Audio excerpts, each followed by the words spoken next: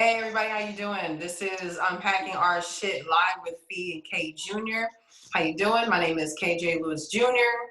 And I am Fiat Hollins. Yes. Just like that. Fee. Fee for short. Now you see what she's doing all right here? Oh. Don't mispronounce her name. Please. She's already explained to you how to say that shit. Don't be stupid. Fiat. Okay. Fiat. Fiat. We are going to part 2 of the Family Affairs series, which was interesting. I hope you all enjoyed that or got something out of it. I hope it kept y'all interested to see part 2. But part 2, we are going to be talking about the generation that followed our ancestors, which is pretty much our elders and grandparents. And that was during the era of segregation and civil rights and its effects on our psyche. Then when I was doing a little research about, things that were going on during this time, I was kind of shocked by some of the things that I found. And it was just a reminder, another layer of trauma that Black people have had to deal with. And so I'm going to start with the Great Migration. Okay. For those who aren't familiar with the Great Migration is roughly 6 million Black Americans wanted to remove themselves from segregation and Jim Crow and all the other things that were going on down south. Maybe not Jim Crow at that time, because this was 1916. And that continued until 1970. The whole migration was from 1916 to 1970. A very long time and a long migration. And I honestly think that 6 million is a little bit too low because I think it was a whole lot more of us that came up than just that 6 million. Mm-hmm. Now the big meccas, because that's when the whole Midwest Black folks came about. Hello, here we are. Okay, Detroit and Chicago, and also Cleveland in certain aspects were all kind of the Black meccas of the Midwest when we were migrating, north. Of course, New York as well, but New York and Harlem, that was its own thing for a while. So I'm specifically talking about the things that happened in the Midwest because I do think that those experiences kind of fanned out, and also things that were still happening down south was also starting to fan out across the states for all of us. Now, the interesting thing that I found out was that in the 1960s, there's this hospital actually in Detroit. It's called Ionia Hospital. I'm not sure if I'm pronouncing it correctly. Ionia. Oh, Ionia. Oh, okay. Is it IONIA? Yep. Oh, okay. Yeah, that's Ionia. Now, are you familiar with the story that happened there? Ionia Hospital? No. Wow. It's fucked up. So what was going on in the 1960s? Now, this was heavy into the civil rights movement era, heavy into that, where Black people were starting to act and speak with more agency, with more urgency. We had been successful in using the tactics of shutting down, boycotting the buses and shut them the fuck down. And it was really, I think that was a big turning point when we were able to pull that off, because it made a big statement, like we can actually cause some big changes if you do not treat us correctly. If you don't treat us right, there are consequences.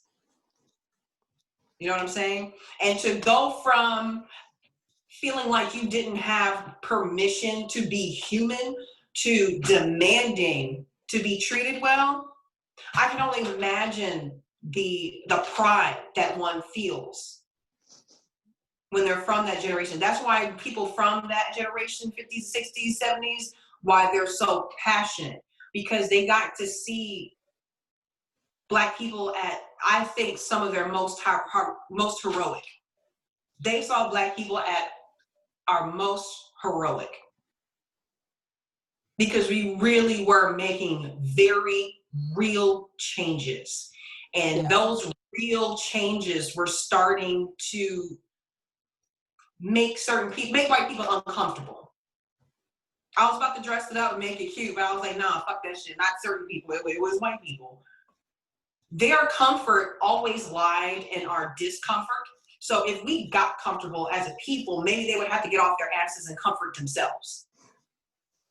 But when you haven't done that in some centuries, where you're always putting off your like wet nurse duties, raising your children, cooking your food and all that shit, once that goes out the window and we're no longer subservient to you, you're gonna have to do some shit on your own. And that's gonna leave a lot of helpless motherfuckers. And a lot of us during that time, because of racism, because they wanted to make sure that it was everywhere, a lot of our jobs pertain to making white people comfortable. Service, any type of service positions, maids, butlers, shit like that. We were always subservient or in service to them in some way. Absolutely. Mm-hmm. Mm-hmm.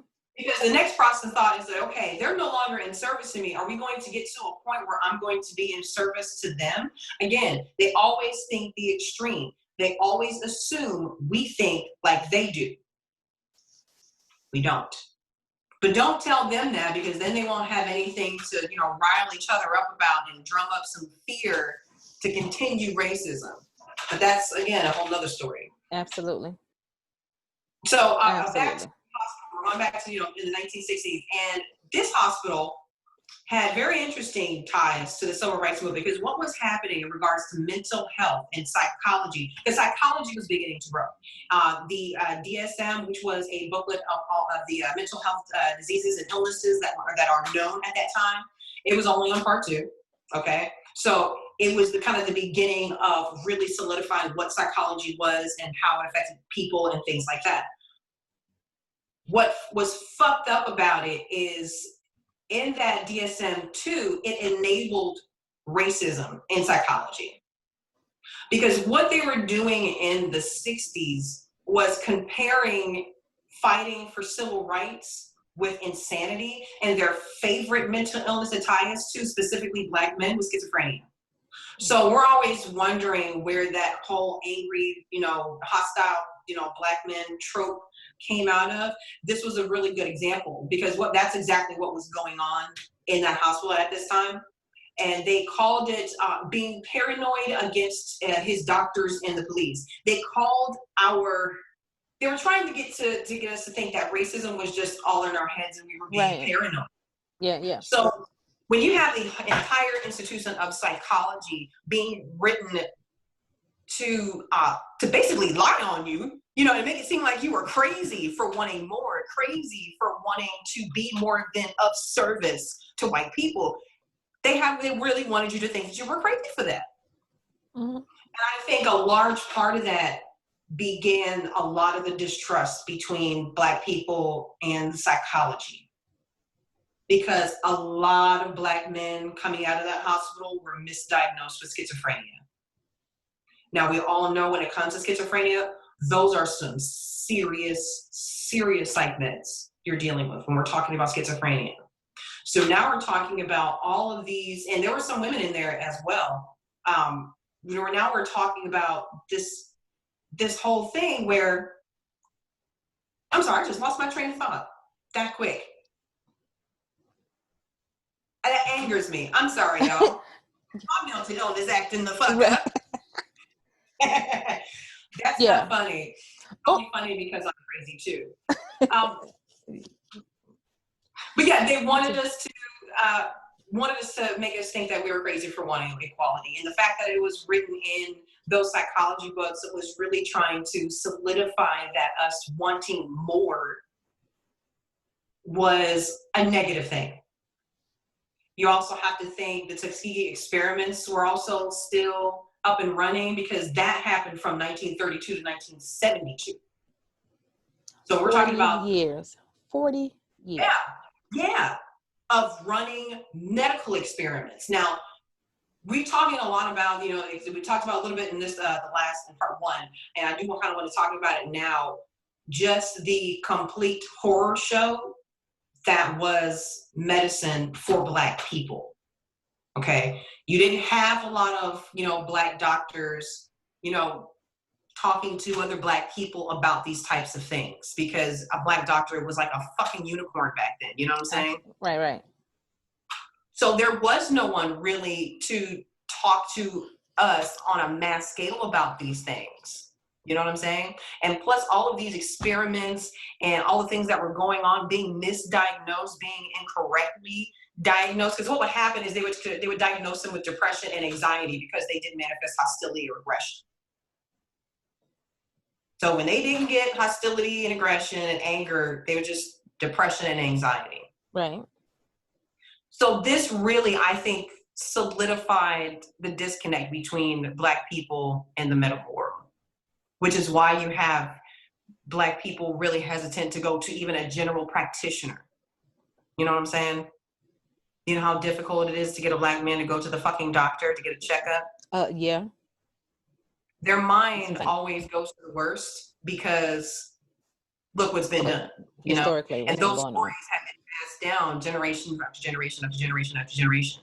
And that does something to your psyche as well. It's like, well, there's no relief. So I really don't have a choice but to hoard my trauma, Yeah. I think that was also solidified in that generation as well. The whole withholding our emotions or withholding trauma. Because remember, that generation was raised by another generation with just obscene trauma. Exactly. They had to, that was the beginning of the whole, dealing with lynching and shit like that, where that was running outside to go get some fucking milk ran you the real possibility of being lynched an hour later just because some white folks fucking felt like it. You know what I'm saying? So that type of fear was still there. So don't think that wasn't as progressive as that generation was trying to be. Don't think that some of that didn't seep in still, because it was still happening during the civil rights movement. You know what I'm saying? So it's absolutely. Yeah, my great grandfather was run out of the South, out of Georgia. Yeah. And he came here during the Great Migration and got a job at Ford, like a lot of the other Black people did, for better living. So yes. Yeah. That's what drew me to Detroit personally. Was I liked and enjoyed, because I grew up around in a town that was 98% white. But my mother, rest her soul, was very pro-Black. So we were very much versed in our history, and she made double damn sure that we were, you know what I'm saying? My father chimed in as well. So it was always, important for us to understand that we were Black and to not assimilate too much, because you will get that Negro wake up call. Hello. It happens all of the fucking time.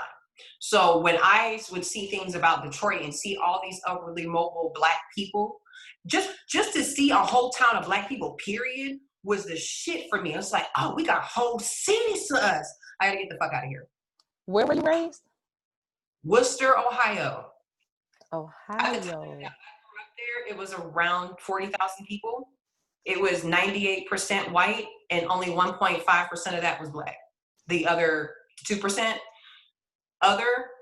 we only made up 1.5% of that 2%. Wow. So, yeah, I was the only Black kid in my class until I was in junior high. That's the other thing the Great Migration brought, was integration. And integration brought in its own set of issues, because then you have to start dealing with assimilation, have to start doing things their way in order to be accepted, in order to get ahead. And in a lot of ways, I think it fucked up our view of ourselves and each other a lot. Because you do have that sense of, I know it sounds like a setup for a Tyler Perry movie, but you do have that set of people who came out of that era who were very educated, and they look down on other Black people who are not upwardly mobile, and they tend to start sounding real white, repeating the same tropes that white people are hearing, because they've learned to gain that acceptance through assimilation. And they're sitting there looking at other Black people like, well, why don't you just get your shit together? You know, you don't have to deal with that. Turn your loud music and all that dumbass shit. Respectability politics bullshit. Okay? I'm sorry. That respectability politics pisses me the fuck off because white people are allowed to be as crazy and raggedy as they want, okay? And still have whole full lives and careers, okay? Not gonna go down the list of the number of fucked up, whacked ass out white people that still have jobs right now. Not gonna talk about that. But again, making it feel as if racism was everywhere, so you just had to assimilate like a good nigger. And you still have a lot of, I think that's where another, so many things develops in that era for Black people in regards to psychology, because we were experiencing so many different advancements and setbacks all at once, all in the midst of one generation. You know what I mean? It was a lot, you know?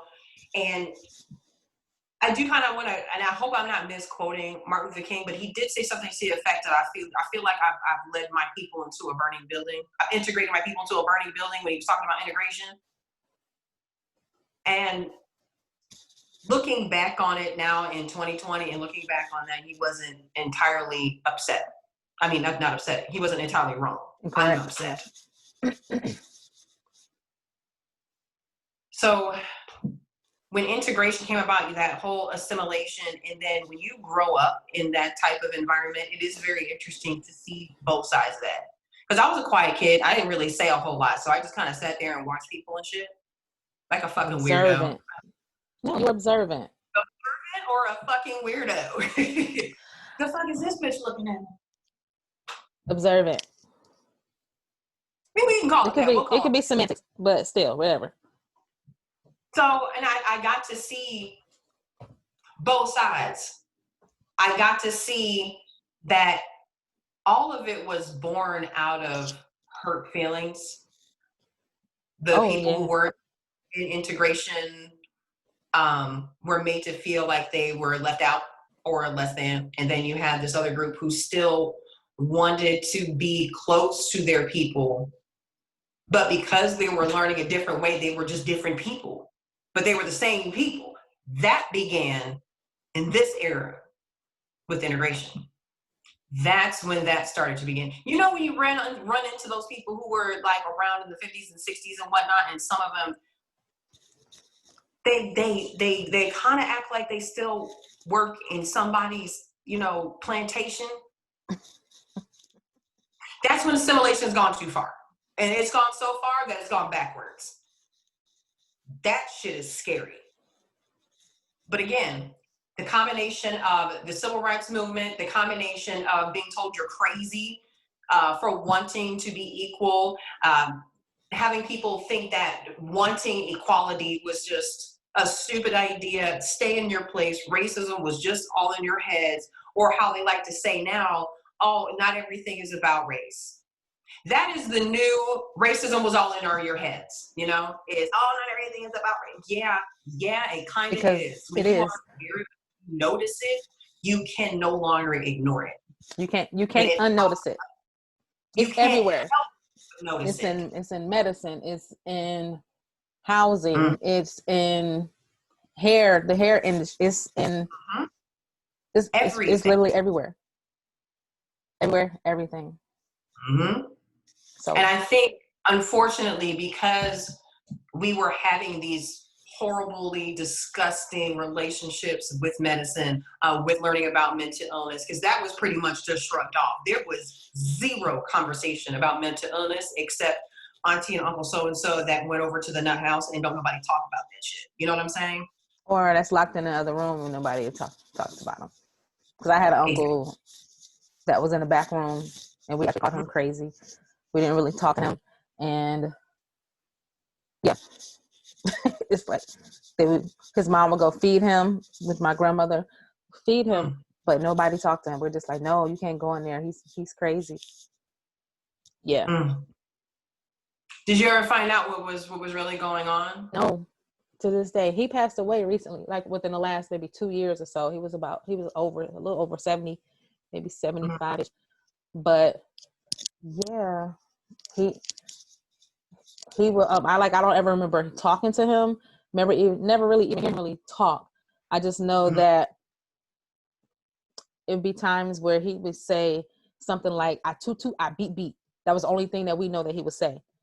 We have so all of us used to make fun of that. So that was just like, that's all we knew that he would say. So I don't even know if he can talk, like for real. Do you know what I mean? Because we were afraid of him because we were told that he was crazy. So. But again, that's what we were shown about mental illness, is to fear it, to stay away from it, avoid it, don't talk about it, slip them food in the door, close it back up, act like they don't exist. Yep. That's literally how that was handled. And I think dealing with all of that, all of the things that were going on, it really broke down our interpersonal relationships. Disrupted relationships between parents, between different family members. I mean, it broke down a lot of interpersonal relationships within our community.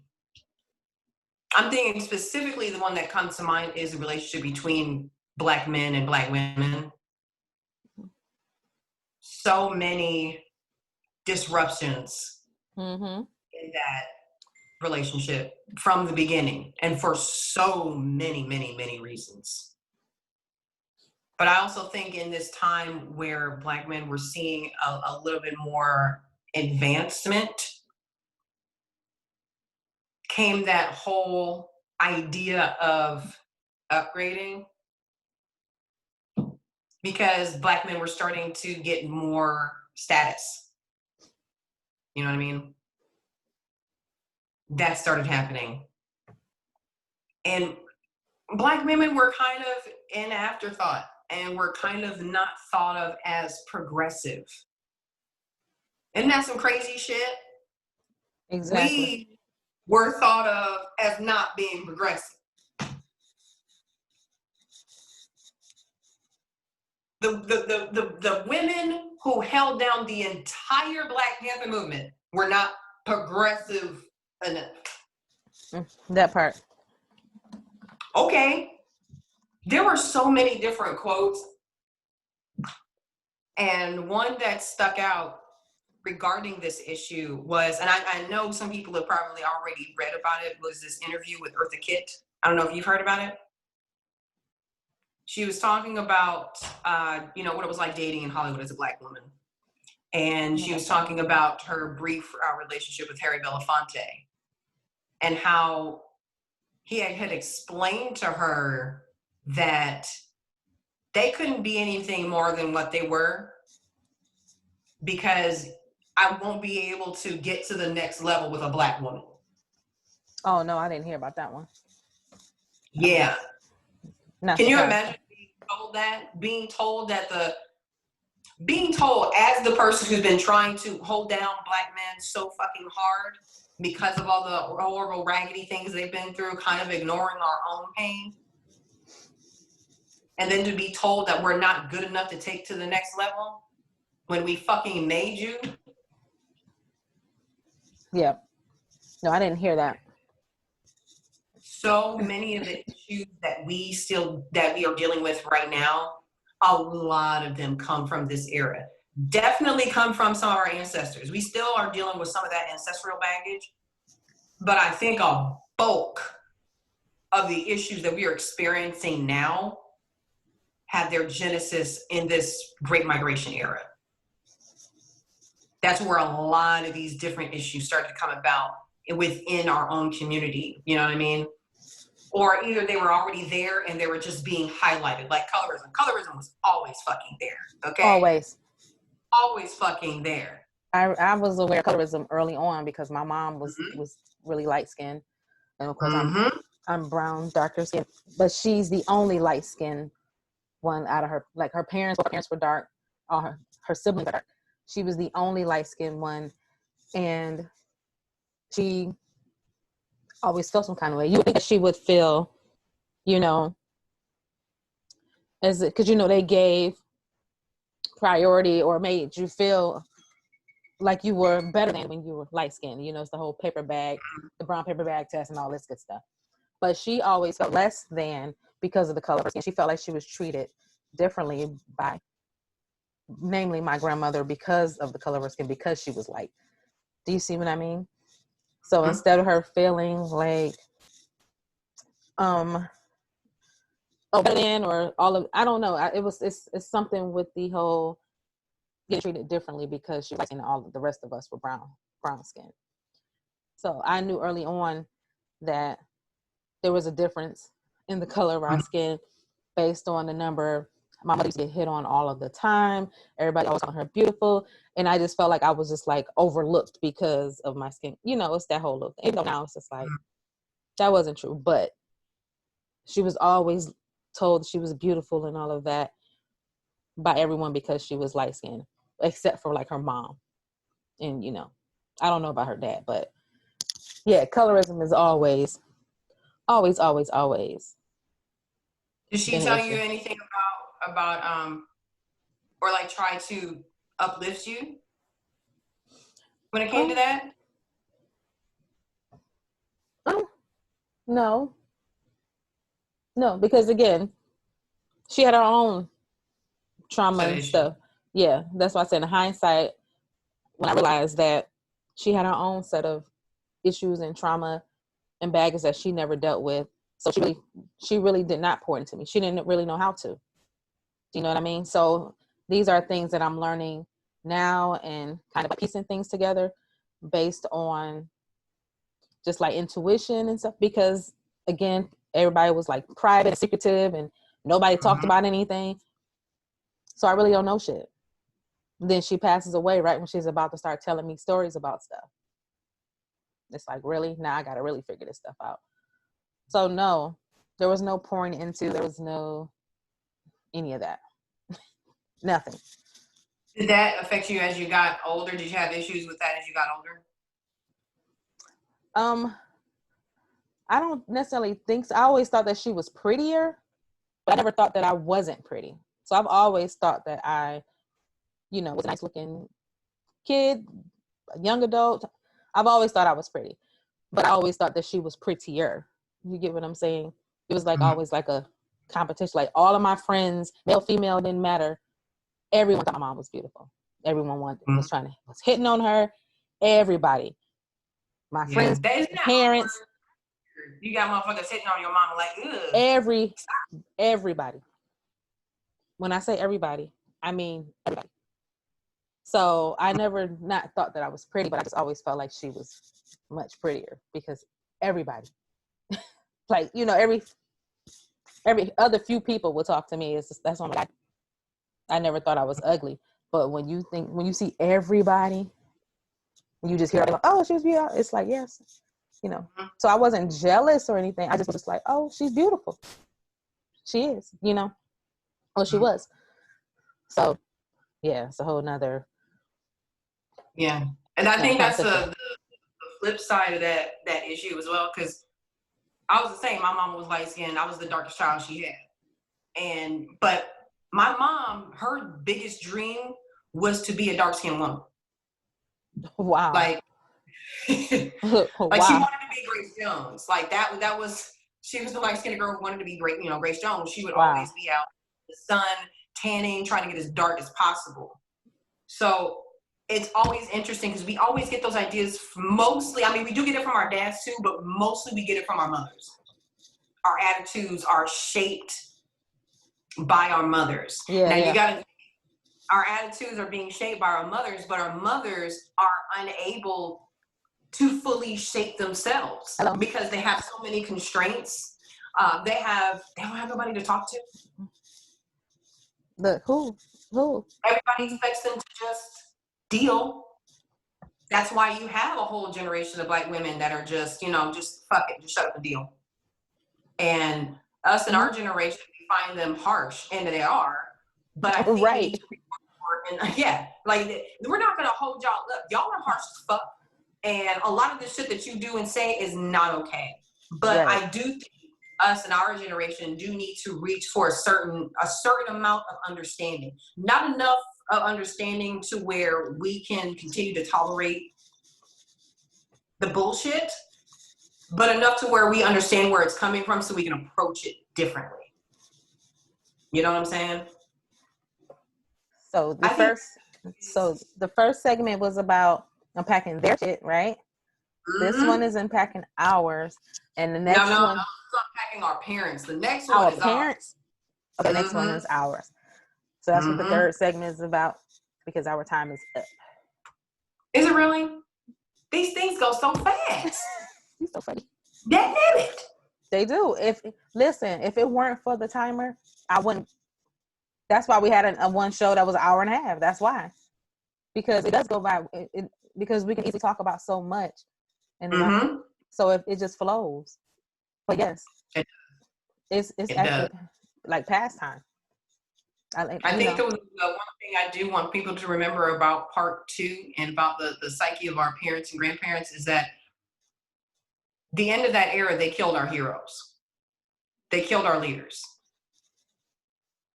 They don't want us to progress before or beyond them. So they had to show us, again, instill that fear, using that fear of lynching in a different form of, we will just kill you. So we're going to come back with the third, part 3 in the family series. So part 1 was unpacking their shit. Part 2, our parents' shit, right? Parents and grandparents, depending on how old you are. Right. And then the third part is ours. Oh, that's going to be about us. And yes, unfortunately, we are left with the fuck shit. We are left with the bag. Okay, of everybody. We are left with all the bags. We got all the bags. We can do this now. We got all the bags. We're going to talk about this in part 3. We are. This is some good stuff. Yeah, you know what I'm saying? It's like building blocks. It's building blocks. It's like the building blocks. Because when you break it down and dissect it in this way, it makes it easier to understand why. You see what I'm saying? Mm-hmm. It's not just I have issues, I need to heal. It's like, we're going to explain to you why you have issues. Mm-hmm. And you got to look back. It makes, From the whole saying, like, forgive your parents. It started when I started thinking about that, when it says forgive your parents. Yeah. But you got to forgive yourselves too. You can't heal if you don't know what the fuck. Absolutely. That's why I like this breaking this down, because it's beyond us. Yeah. It is. Thank you. Thank y'all. Hey, for joining us. Thank you. So we'll be back with the third segment. So stay tuned. All right, I'm thinking about adding music. I may or may not. I'm sorry. I'm packing our shit with Fee and K Jr. Come back. Good night, y'all. All right, bye, y'all.